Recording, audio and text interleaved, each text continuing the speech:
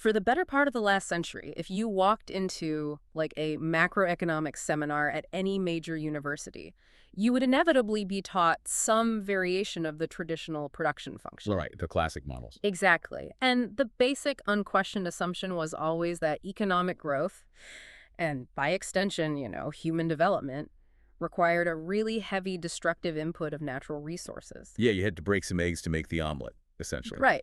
If a nation wanted to pull its citizens out of poverty, to build hospitals, establish universities, increase life expectancy, it had to burn carbon.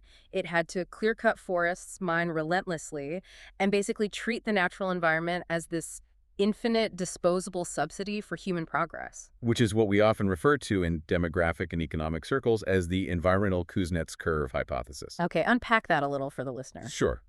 It's basically the idea that a country has to go through a highly polluting, just ecologically devastating phase of rapid industrial growth before it becomes wealthy enough to actually, afford environmental protections. Like you have to get rich first, and then you can clean up the mess later. Exactly.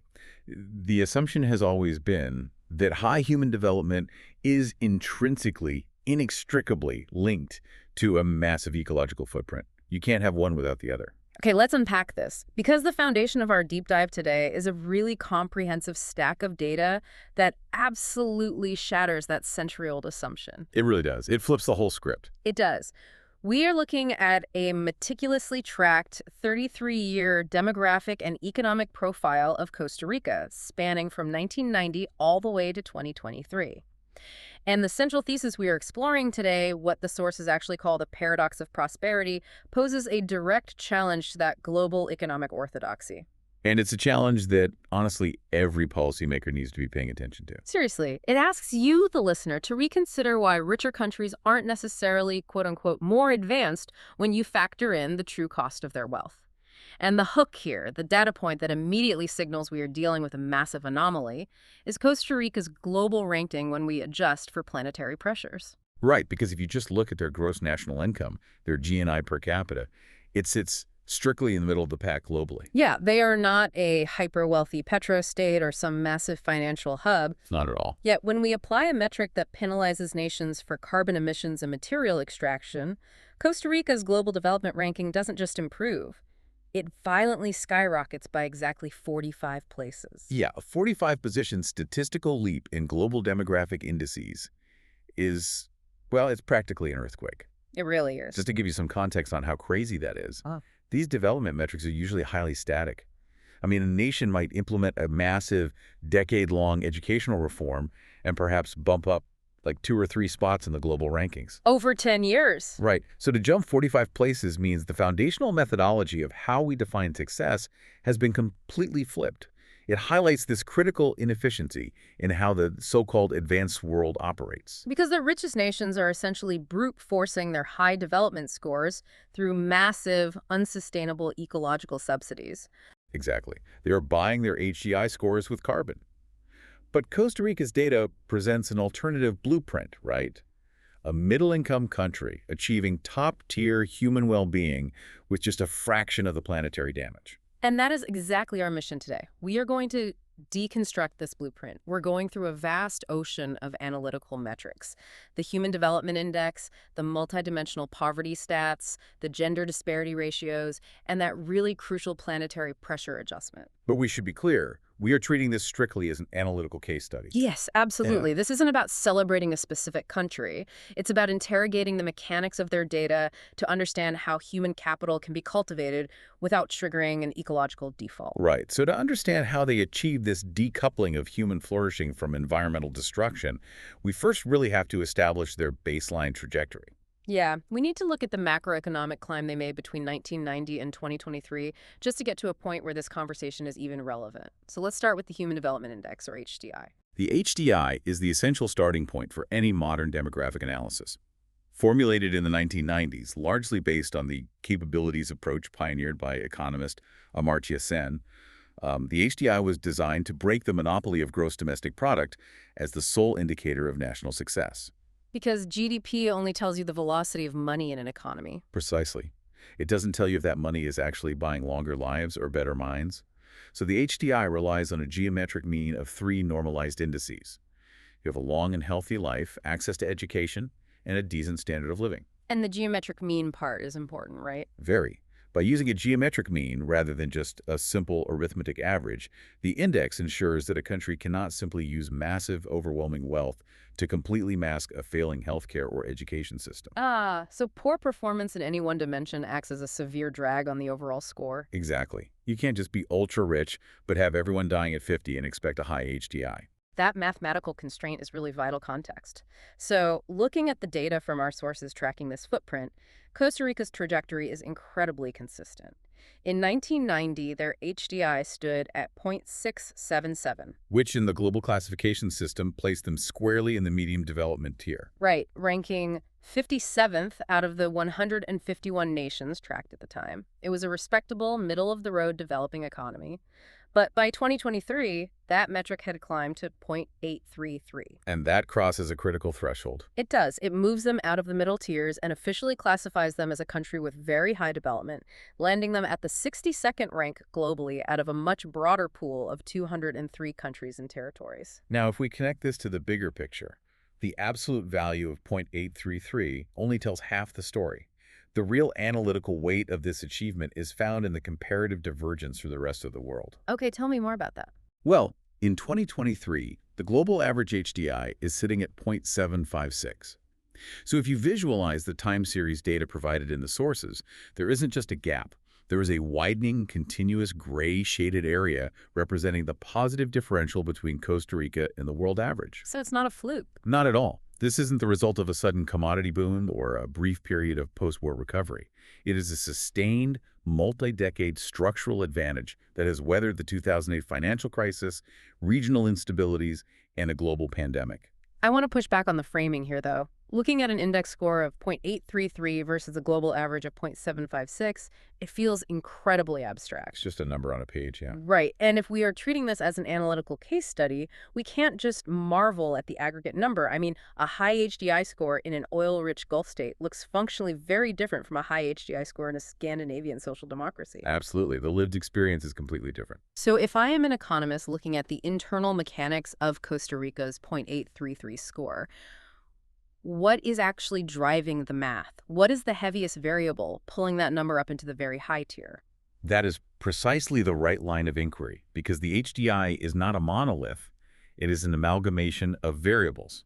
To understand the structural integrity of that 0.833, we must disaggregate the index into its core dimensions. Okay, let's break it down. When we do that, it becomes immediately apparent that the absolute cornerstone of Costa Rica's development profile, like the statistical anchor holding them in that top tier, is the health dimension, specifically life expectancy at birth. Let's look at the raw numbers on that because they are jarring. In 2023, the life expectancy at birth in Costa Rica is 80.8 years. The world average is just 73.4 years. That is a massive differential. Purely statistically speaking, a human being gains an average of 7.4 additional years of life just by being born into this specific demographic pool rather than the global average. Right. And the gender disaggregation makes it even more pronounced.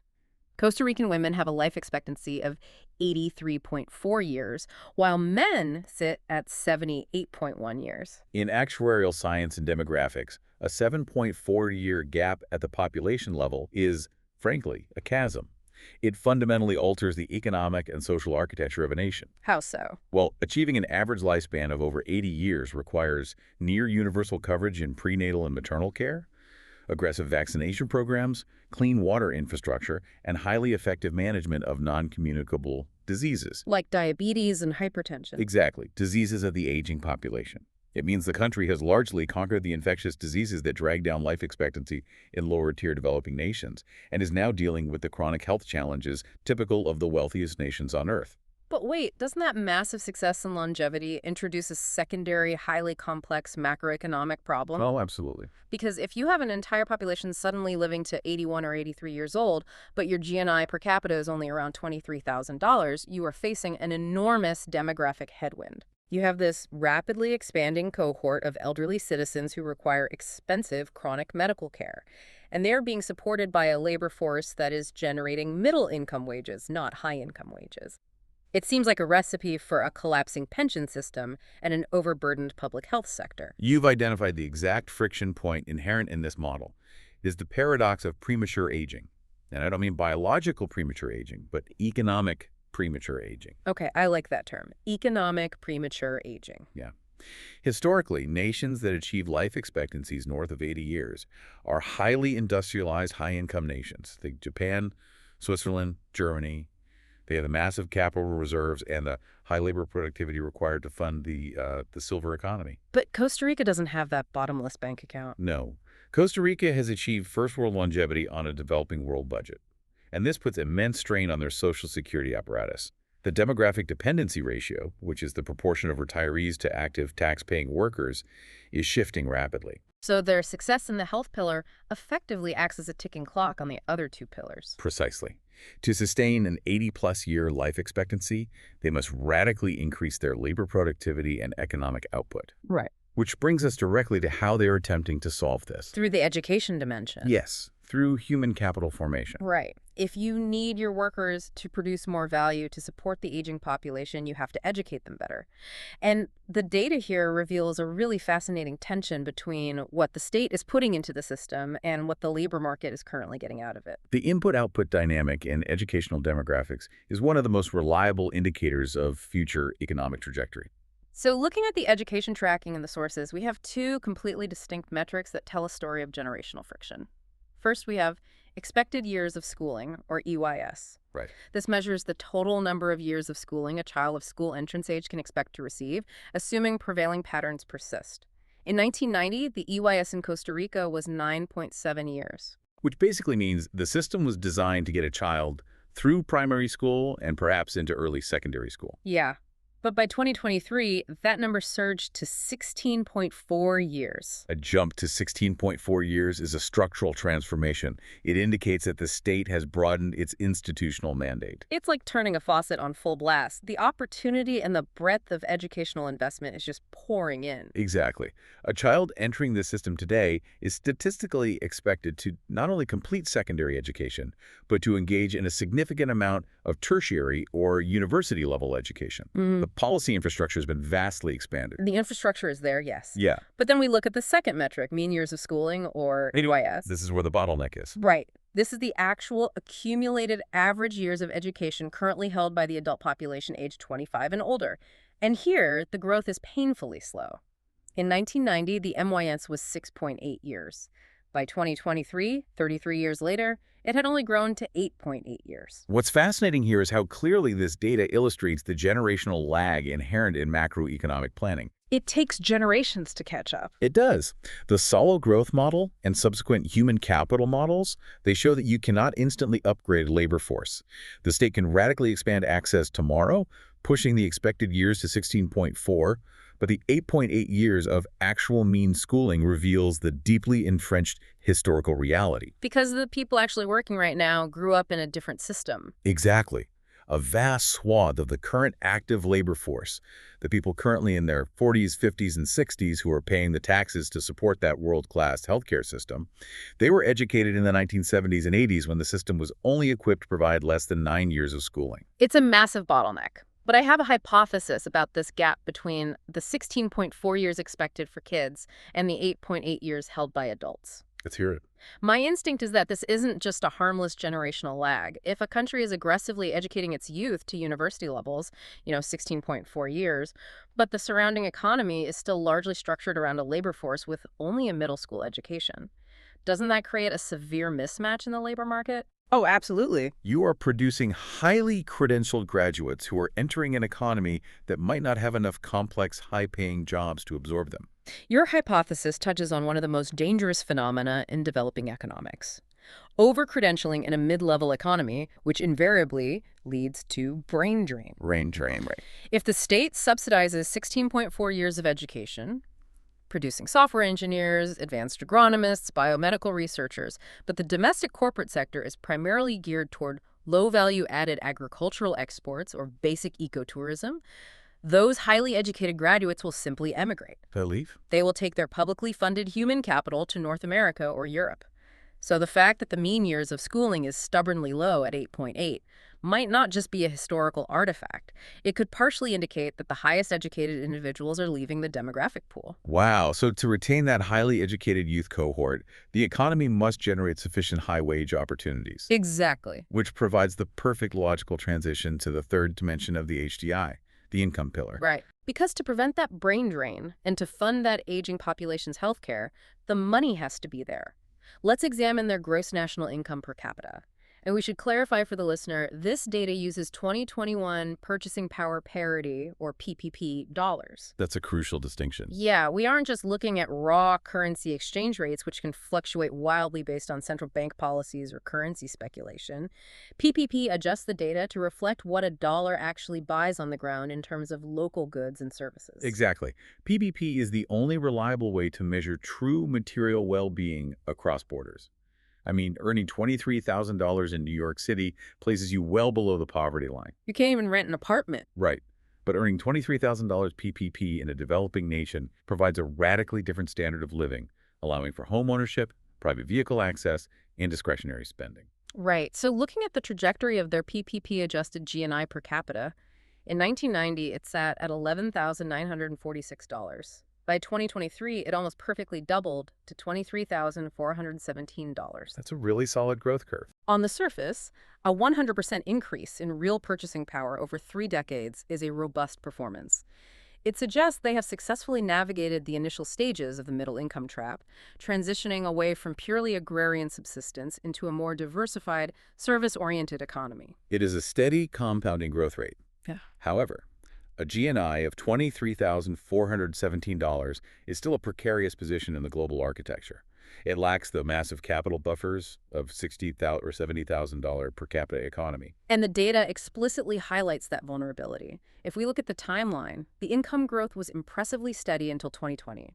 During the global pandemic, their income experienced a sharp contraction, dropping from over $22,000 down to $21,172. This contraction exposes the specific integration of Costa Rica into the global supply chain. How do you mean? Well, unlike nations shielded by heavy domestic manufacturing or massive sovereign wealth funds, their middle income status is heavily reliant on international mobility. Ecotourism, foreign direct investment in medical device manufacturing, and high-value agricultural exports. These are highly elastic sectors. So when the world stops, they stop. Exactly. When global supply chains froze and international borders closed during COVID, their primary economic engines stalled almost instantly. But to their credit, the data also demonstrates high economic elasticity. By 2021, the GNI rebounded to $22,149, and by 2023, it achieved that new historical peak of $23,417. They bounced back quickly. They did. So when we synthesize these 3 macro-level pillars, the 80.8-year life expectancy, the structural leap to 16.4 years of expected schooling, and the double GNI of $23,417, we see the mechanical architecture of that .833 HDI score. They have optimized their middle-income resources to generate maximum human longevity and educational access. It is a masterful display of resource allocation at the state level. However, here is where we must pause the macroeconomic celebration and pivot to the microeconomic reality. Yeah, because averages lie. Averages are great, but averages can hide the reality of the listener's daily life. As any analyst knows, a national average is simply a statistical blanket thrown over millions of individual disparities. A high national average can easily mask catastrophic systemic flaws. Give me an example. Okay, the classic example. If a billionaire walks into a room of starving laborers, the average wealth in that room suddenly skyrockets. The statistical average is fantastic, but the laborers are still starving. Averages are notoriously blind to the distributional mechanics of an economy. They tell us the total volume of water in the reservoir, but they do not tell us who actually has access to the pipes. Precisely. And the analytical report we're utilizing doesn't let Costa Rica hide behind its impressive averages. It introduces a rigorous corrective metric called the inequality-adjusted HDI, or the IHDI. Which is a brilliant metric. It is. It takes that beautiful .833 score and mathematically penalizes it based on how unevenly those achievements in health, education, and income are distributed across the actual population. And when we apply this inequality penalty, the narrative fractures. Costa Rica's HDI suddenly drops off a cliff, plummeting to an IHDI of 0.678. To put that in perspective, an index drop from 0.833 to 0.678 effectively rewinds the nation's developmental clock by decades. The report calculates this as an overall development loss rate of 18.6%. Nearly one-fifth of Costa Rica's human development achievements are functionally vaporized simply because they are hoarded by specific segments of the population rather than being broadly shared. There's a massive haircut on their progress. And as an analyst, this is where the data gets incredibly revealing, because we can dissect exactly where that 18.6% loss originates. It isn't a uniform failure across society. The report isolates the inequality penalty by dimension. Let's look at the breakdown. Inequality in the health dimension causes a relatively minor 6.0% loss. Inequality in the education dimension causes an 11.0% loss. But income inequality, that single variable causes a catastrophic 35.6% loss in the index calculation. Wow.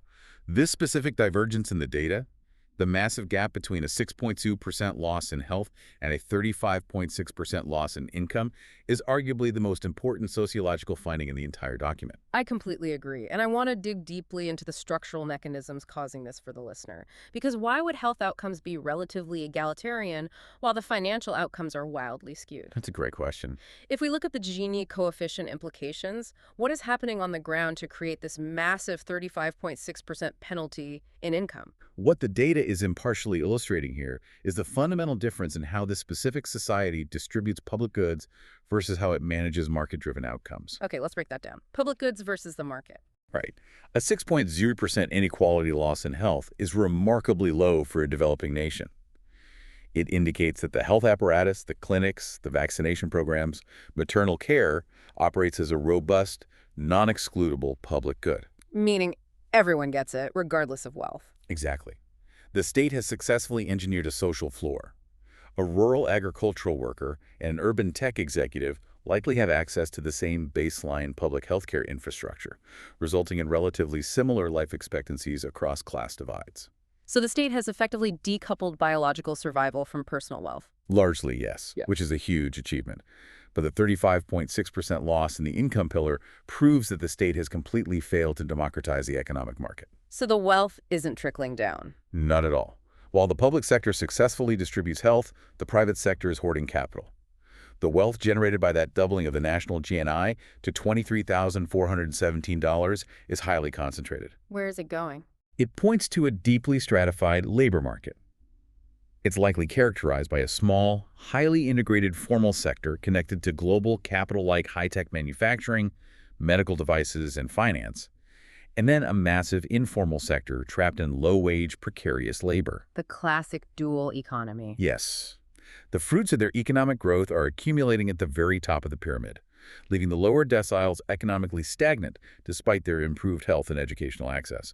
This 35.6% income loss acts as a heavy anchor, preventing the nation from realizing the true potential of its high baseline HDI. This friction between state-provided equality and market-driven inequality leads us perfectly into the demographic where these tensions are always the most magnified, the gender divide. Oh, the gender data here is fascinating. It really is. If you want to accurately measure how power, capital, and opportunity are structurally distributed, you analyze the gender disaggregated data. And the gender data in this report is utterly paradoxical. Let's get into it. Let's start with the Gender Development Index, or GDI. This index measures the gender gap in the same three baseline pillars: health, education, and income. Costa Rica's GDI value for 2023 is a stellar 0.975. And just for the listener's context, the GDI calculates the ratio of female to male HDI values. A score of exactly 1.000 would indicate absolute parity. So they are incredibly close. Very close. A score of 0.975 places Costa Rica firmly in Group 1, which is the highest echelon of gender development globally. But here's where it gets really interesting. If we drill down into the specific components driving that 0.975 score, we see that women haven't just caught up to men in terms of human capital formation, they've structurally surpassed them. They've overtaken them. Look at the education metrics from 2023. The mean years of schooling for the adult female population is 8.9 years. For the male population, it is lower, sitting at 8.7 years. Which is a profound statistical flip. Historically, and still currently in many developing nations, the educational disparity heavily favors men due to cultural biases prioritizing male earning potential. Right. The fact that the entire adult female population is, on average, more educated than the male population is a monumental demographic shift. And it's not just an educational victory, it's a physiological one as well. The sources also provide the Gender Inequality Index, or GII. While the GDI measures development capabilities, the GII measures actual disparities in reproductive health, political empowerment, and the labor market. And in this index, lower is better. Exactly. A lower GII score indicates lower inequality. In the year 2000, Costa Rica's GII was an unimpressive 0.443. By 2023, it had been slashed down to 0.217. That trajectory indicates highly effective, targeted public policy interventions. It doesn't happen by accident. Absolutely, and the crown jewel of those interventions is found in the maternal mortality data. In 1990, the maternal mortality ratio was 44.1 deaths per 100,000 live birth. By 2023, that tragedy rate was cut exactly in half, dropping to just 22.0 deaths per 100,000. To cut maternal mortality by 50% requires intense infrastructural coordination. We're talking rural clinics, trained midwives, emergency surgical access, and widespread family planning education.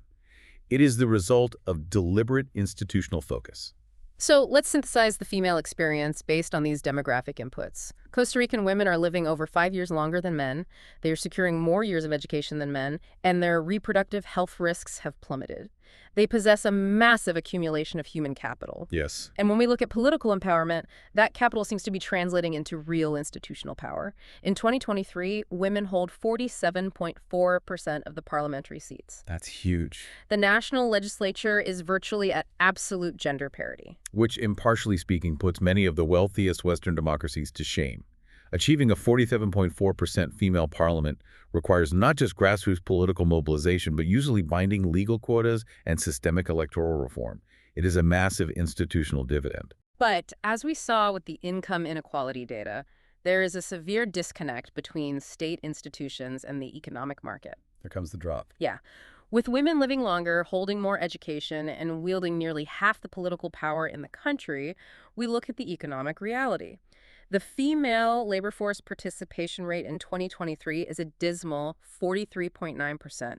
Meanwhile, the male participation rate is 69.7%. This raises an important question, perhaps the most critical macroeconomic puzzle in this entire data set.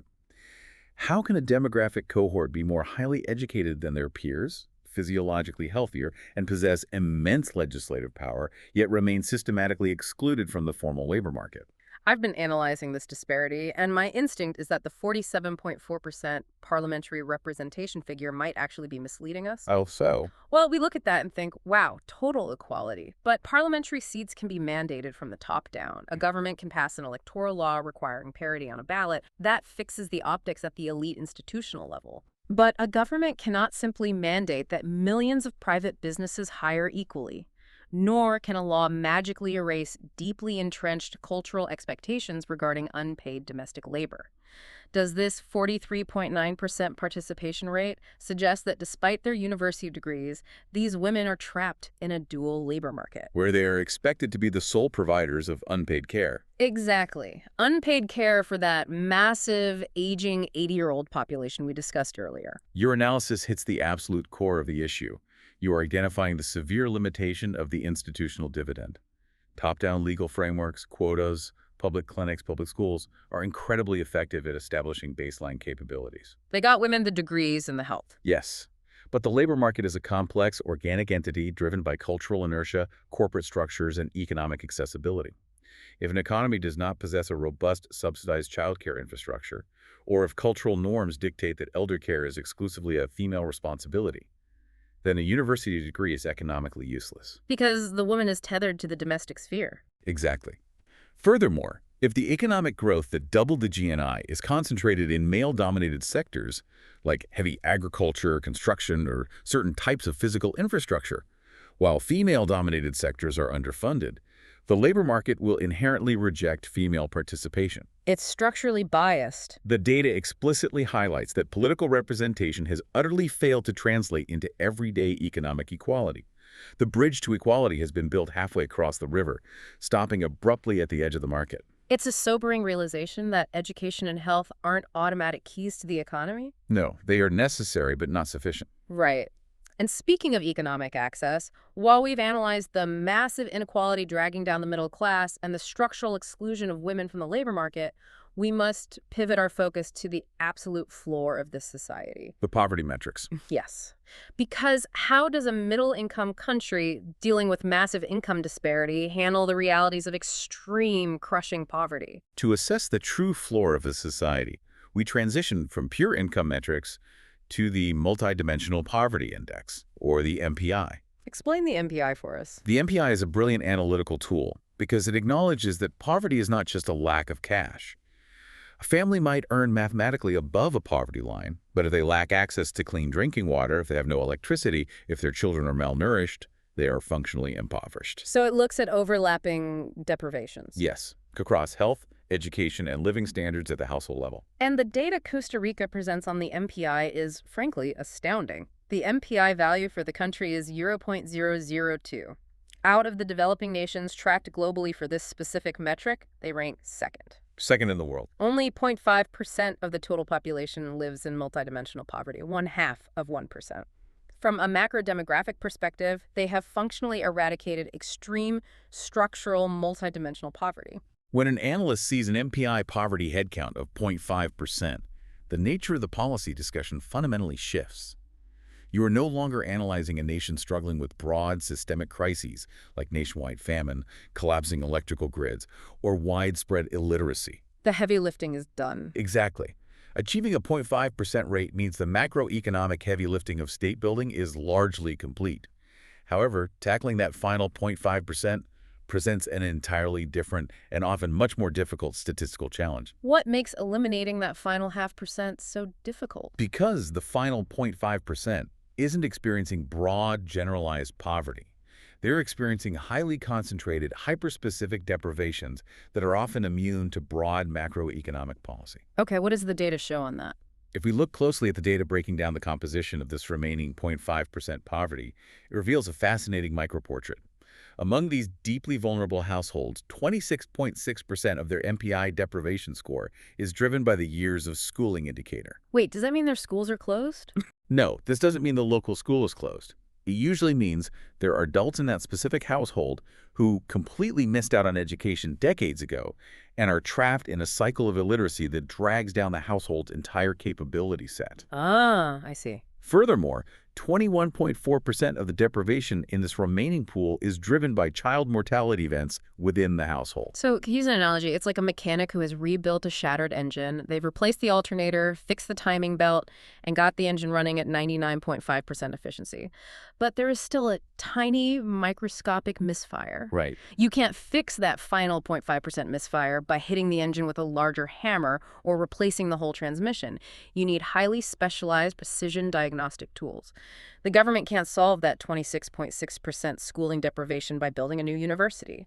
They have to deploy hyperlocal social workers to find that specific illiterate adult and bring them into the fold. That is an incredibly apt analogy. They have to investigate why specific isolated households are still experiencing child mortality when the national maternal care system is world-class. Yes. The policy tools required to go from 50% poverty down to 10% poverty are macro tools: building national grids, establishing universal health mandates, paving federal highways. The tools required to go from 0.5% to 0% are micro tools: targeted social work, specialized psychiatric and addiction interventions, and hyperlocal geographical targeting. It requires a level of bureaucratic precision that many middle-income nations simply do not possess. Wow. So let's step back and look at the whole board here. We have examined a developing country that has achieved an 80.8-year life expectancy. They have pushed expected education past 16 years. They have functionally eradicated multidimensional poverty down to 0.5%. They have near-perfect political gender parity. It's a stellar resume. Yes, they suffer from deep income inequality, and yes, women are structurally boxed out of the labor market. But overall, by traditional 20th century metrics, it is a massive developmental success story. Undoubtedly. But, and this is the massive but that anchors our entire deep dive, there are dozens of highly developed countries with numbers like these: Norway, Switzerland, Germany, the United States. Why did we open this analysis by talking about a paradox of prosperity? What makes Costa Rica a global outlier rather than just another success story? It brings us right back to the traditional production function we discussed at the beginning. The assumption that creating high development requires burning the earth. The Kuznets curve. Yes, the wealthiest nations achieved their high HDI scores by emitting massive amounts of carbon, extracting billions of tons of materials, and exporting their ecological damage. The paradox of Costa Rica is found in how little of the earth they consume to achieve those top-tier numbers. And this is where the dataset deploys its most radical metric, the planetary pressures adjusted HDI, or the PHDI. This is where everything flips. It really is. This index takes the standard human development index we've been analyzing, that 0.833 score, and mathematically discounts it based on two specific environmental variables: the country's carbon dioxide emissions per capita and its material footprint per capita. It basically asks, how much did your human success cost the planet? And the global reshuffling that occurs when you apply the PHDI is dramatic. Highly industrialized, wealthy nations that sit at the top of the standard HDI rankings often plummet dozens of spots when their ecological debt is factored in. Because their success is revealed to be highly inefficient and heavily subsidized by environmental degradation. But Costa Rica does the exact opposite. When adjusted for planetary pressures, Costa Rica's global rank shoots up from 62nd in the world to 17th. Wow. That is the plus 45 position leap we discussed in the hook. They vault over dozens of vastly wealthier, highly industrialized nations to become a top 20 global leader. To understand the mechanics of that 45-rank jump, we have to look at the raw environmental accounting. Let's do it. Let's start with carbon emissions. In 2023, Costa Rica's production-based CO2 emissions were 1.59 tons per capita. 1.59 tons. And the context for that, what is the global average? The world average is 4.54 tons per capita. And in many highly developed Western nations, that number easily exceeds 10 or even 15 tons per capita. That is staggering. Costa Rica is running a very high development economy, supporting an 80.8-year life expectancy and an advanced public health sector on roughly 1/3 of the global average carbon emissions. It's incredible. And it isn't just carbon, right? The material extraction data is equally compelling. Correct. The material footprint metric tracks the total biomass, fossil fuels, metal ores, and nonmetallic minerals consumed by a nation to sustain its economy. Costa Rica's material footprint sits at 10.99 tons per capita. And the global average? The global average is significantly higher at 12.71 tons, so they are below the global average in physical extraction and radically below the global average in carbon emissions. There is a scatterplot diagram in the report that visualizes this concept brilliantly. I want you, the listener, to visualize this standard graph. On the horizontal axis, you have human development, the HDI score measuring health, education, and income. Moving to the right is better. Okay. On the vertical axis, you have ecological destruction, the planetary pressures of carbon and material footprint. Moving up is worse. Historically, if you plot the nations of the world on this graph, they form a clear, inescapable diagonal line moving from the bottom left to the top right. The wealthier and healthier a nation gets, the higher up the destruction axis they go. Right. That diagonal line is the visual representation of the environmental Kuznets curve we discussed initially. It is the visual proof of the industrialization bargain. Yep. But when you plot Costa Rica on this scatter plot, they break the model. They are not on the diagonal line. They sit almost entirely alone in the extreme bottom right quadrant of the graph. They possess the high development on the horizontal axis, but the line remains completely flat and low on the vertical destruction axis. If we connect this to macroeconomic theory, what Costa Rica has achieved is absolute decoupling. Many wealthy nations achieve relative decoupling, meaning their economy grows faster than their emissions, but emissions still grow. Costa Rica has demonstrated that it is possible to achieve top-tier human well-being with fundamentally low, stable emissions and extraction rates. It's what I would call development efficiency. Development efficiency, yes, I love that. If you view a nation-state as an engine of human welfare, Costa Rica's engine is incredibly efficient. It takes a minimal input of carbon and material resources, and it outputs a maximum yield of human longevity, educational opportunity, and baseline survival. They extract more actual, lived human capability per ton of carbon than almost any highly industrialized nation on the planet. So as we wrap up this deep dive, let's synthesize the blueprint we've just spent the last hour dissecting. What are the definitive takeaways, both the triumphs and the structural failures, of the Costa Rican model from 1990 to 2023? In partially summarizing the data, the triumphs are historic. They have achieved an unprecedented level of ecological efficiency, vaulting to the 17th rank globally on the PHDI. They have fostered immense institutional empowerment, evidenced by a 47.4% female parliament and the near total eradication of multidimensional poverty down to 0.5%. They have proven that middle income status is sufficient to purchase first world longevity. And the structural failures. The challenges lie in the brutal friction of the economic market. A staggering 35.6% loss in development potential due to deeply entrenched income inequality, and a severe disconnect between political optics and economic reality, highlighted by a female labor force participation rate that stubbornly lags at 43.9%, proving that legislative decrees cannot magically fix structural market exclusion. So I ask you, the listener, why should you care about this deep dive into Costa Rica's demographic data? Why does this matter to someone living in New York or London or Tokyo? It's the big question. Because this data set forces us to confront our own assumptions about progress. It shatters the illusion that endless destructive material accumulation and hyperconsumption are strict prerequisites for a high-quality human life. Costa Rica is empirical, 33-year proof that the ultimate goal of societal development doesn't have to be the relentless pursuit of a higher gross domestic product at the expense of the natural world. It proves that human well-being and ecological harmony can exist simultaneously. Which leaves us with a necessary and perhaps uncomfortable final thought to consider. Let's hear it. If a middle-income country can achieve nearly 81 years of life expectancy, near zero multidimensional poverty, and high educational expansion, while emitting a mere 1.59 tons of carbon per person, we must cast a highly critical eye upon the richest, most heavily industrialized nations in the world. Yeah. We must ask ourselves, are the massive 15-ton carbon footprints, the sprawling resource extraction, and the hyperconsumerism of the developed world actually buying proportionally more human happiness or capability? Or are they simply fueling a wildly inefficient engine of excess? Perhaps it is time we redefine what an advanced nation actually looks like. Perhaps the truly advanced societies aren't the ones hoarding the most wealth on the global scale, but the ones who have figured out how to balance the scale entirely.